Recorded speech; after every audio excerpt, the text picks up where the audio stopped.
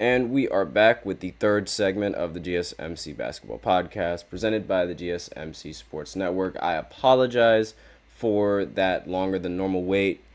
It literally logged me out of it logged me out of my chat. I couldn't see the chat. And this is not my day. It's really not. And this is going awful. I apologize for all the technical difficulties. I don't know. Again, maybe this has to do with the little issue that's been going on with all the computers being shut down, the airport being shut down, all that stuff. I don't know. Maybe I'm just spitballing. But again, this is just, all of this has never happened before. And it's annoying me because it's like, why? Why does it decide to happen now? But I digress. Now, let's go ahead and go into this next segment, which is going to be about...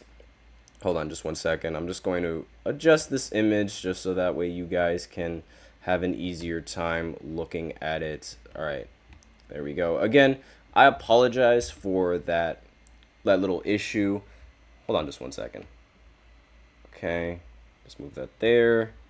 And we'll move that there. For those of you guys on the audio section, I'm like adjusting an image because this slide presenter thing is just acting up on me. So yeah. Anyways, this is originally what I wanted to... This wasn't what I wanted to show, but like in the last segment, I was supposed to show a picture of LeBron. And now, now I can show a picture of this because this third segment, excuse me. Jeez, I'm all over the place today. This third segment is going to be about the 76ers. Now, if you guys paid attention to some of my previous podcasts, then you will know my opinions on the 76ers are not that high. Not a big fan of Joel Embiid, don't like his play style, and that's really like where the biggest problem is with the team, honestly. Like that's really where I have a big problem. I am not a fan of Joel Embiid. I just don't like his play style. And I also don't like the fact that he's starting on Team USA, despite the fact that Anthony Davis and Bam Adebayo are playing way better than he is right now. Right? Now, there is talks about New Jersey, the state where I live in, the state where I've lived in for a majority of my life, literally 18 years of my life. They're thinking of purchasing the 76ers. Yay!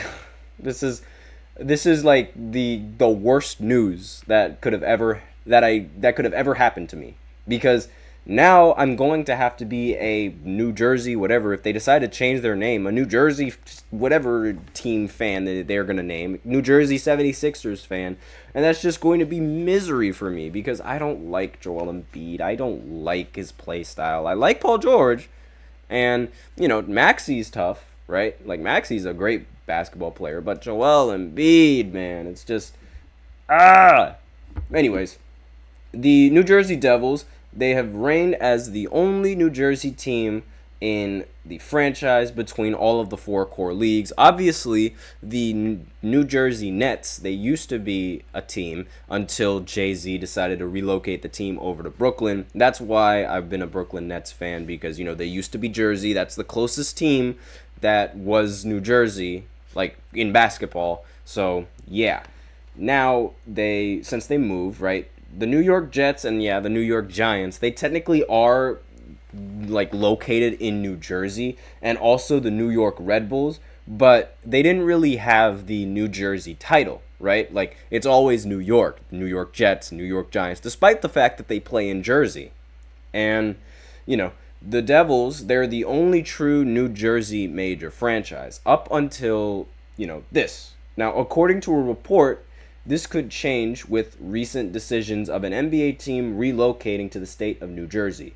Tom Bergeron, again, forgive me if I botched that last name, of NJ.com, reports that New Jersey is making a serious push to convince the 76ers to move to the Garden State.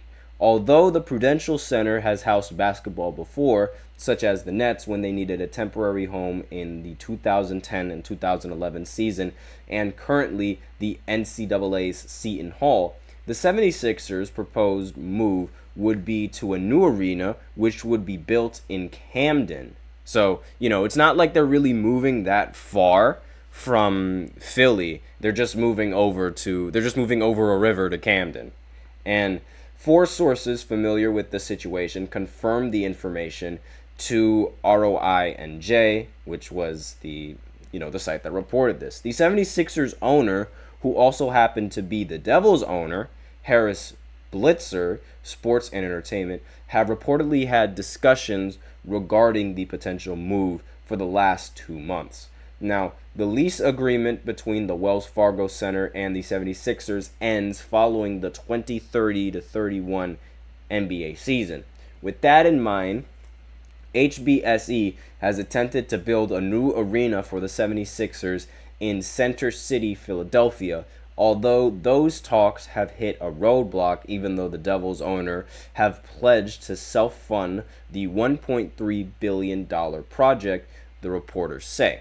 Now, whenever relocating a major sports franchise comes up, many defer to the belief that it's just a negotiation tactic that will eventually lead to a resolution in the team staying put. However, Bergeron, again, excuse me if I completely botched that name, lists plenty of reasons why a move to New Jersey makes sense. So, the Sixers team offices and practice facility are already in Camden at a 66,230 square foot facility that opened to much fanfare in 2016. HBSC owns the New Jersey Devils and the Prudential Center, and its two principal owners, Josh Harris and David Blitzer, have ties to the state. Governor Phil Murphy has a long-standing relationship with Harris and Blitzer. He is in regular dialogue with both on various issues.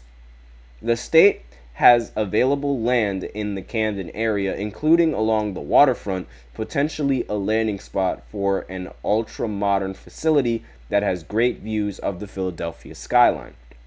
The transit connectivity between Philadelphia and Camden would make it easy for Philly fans to still attend games, and while HBSC's owners have indicated a willingness to pay for the entirety of the project coming to New Jersey, would make them eligible for a tax credit of up to $400 million through the state's Aspire program. Although they recognize the struggles the 76ers are having in finding an eventual new home, Philly officials remain focused and positive that there will be a solution that works out for the team to stay in Philadelphia. So it's a possibility. It's not entirely true whether, it's not set in stone that that's going to happen, right? But who knows? Anything can happen. There are a lot of crazy things that could happen in the sports world. Wouldn't be surprised if this is one of them. Now, a spokesperson with the Devils reaffirmed the focus and positive outlook. We are focused on our proposal, we are focused on our proposal in Philly, obviously have a great relationship with Murphy in New Jersey, but focused on pushing our proposal for market east across the line, end quote. However, if it doesn't work out in Philadelphia, there are ties to the 76ers in Camden who are community partners, which would make sense for them to move the team. Now, New Jersey is seemingly a rising sports town. The 2024 Stadium Series at MetLife Stadium was a major success. The 2026 FIFA World Cup is actually coming to the Garden State, and the Devils are resurfaced as a contender. Whereas it may seem unrealistic that the 76ers actually move to neighbor the Devils in New Jersey, one source in ROI&J hasn't nixed the idea. Maybe it's a long shot, but sometimes long shots pay off in a big way. So we're not it's just a possibility. It could happen, not entirely sure if it will happen. So, I personally hope that it doesn't happen. I do not want to root for Joel Embiid. I really do not want Joel Embiid to be in New Jersey. No, thank you. I will gladly do anything else other than that. But aside from that, that is the end of the third segment, and therefore, we are out of time. So we will go ahead and go into the fourth segment, which is going to be talking about some of the NBA Summer League performances and really, what the biggest story around the NBA is right now, considering that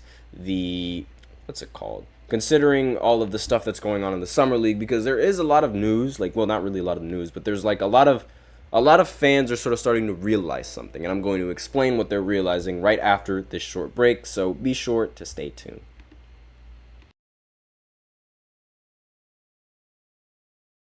For the best and latest podcasts available anywhere, go to the podcast app on your cell phone and type in GSMC to access free content-rich podcasts on health and wellness, book reviews, sports, entertainment, relationships, social media, movies, technology, finance, and even weird news. Subscribe and download the GSMC Podcast Network's family of shows, available everywhere podcasts are found.